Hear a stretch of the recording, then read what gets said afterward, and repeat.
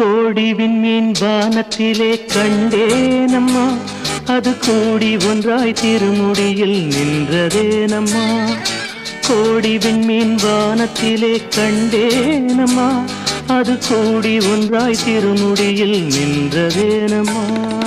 சத்தியத்தின் பேரொளியாம் தேவ அன்னை, சத்தியத்தின் பேரொளியாம் தேவ அன்னை, அந்த உத்தமியின் ஒளிக்கு விண்மீன் உறவு கொண்டதே.